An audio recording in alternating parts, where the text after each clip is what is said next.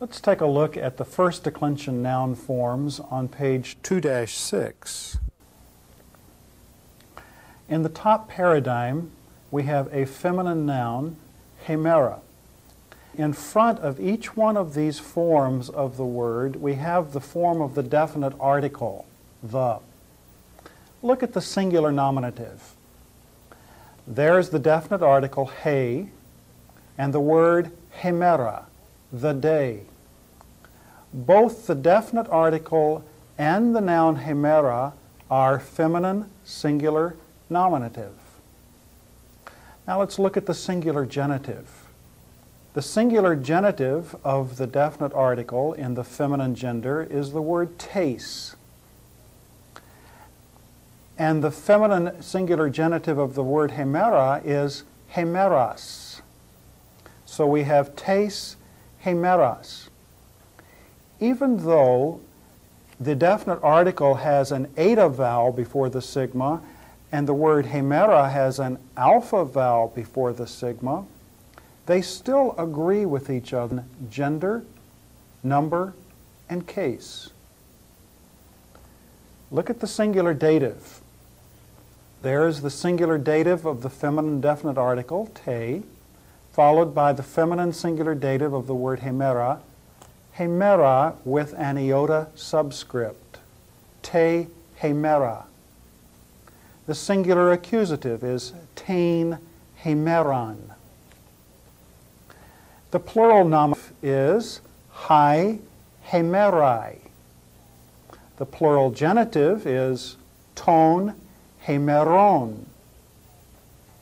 The plural dative is tais hemerais. And the plural accusative is tas hemeras. Look at example number 2, a feminine eta type noun. We call this an eta type noun because the singular nominative ends in an eta vowel.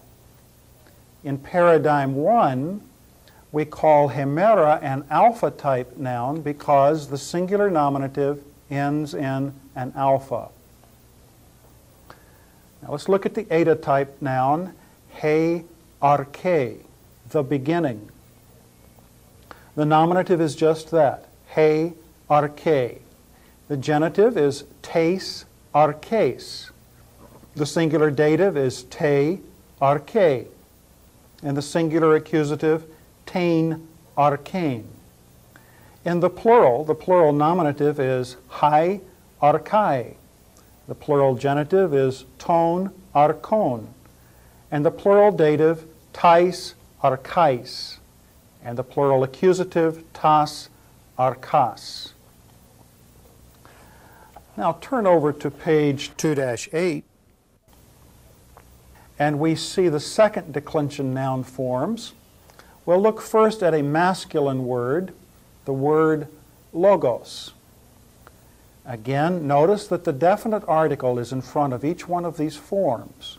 And again, the definite article, as an adjective, agrees with the noun that it modifies in terms of gender, number, and case. The singular nominative is ho logos, the word. The singular genitive is tu logu. The singular dative, to logo. And the singular accusative, ton logon. In the plural, we have hoi logoi. The plural genitive is ton logon. The plural dative is tois logos. And the plural accusative, tous logus. The feminine second declension is spelled just like the masculine second declension as far as endings are concerned. But notice how the definite article is spelled differently. It has different endings.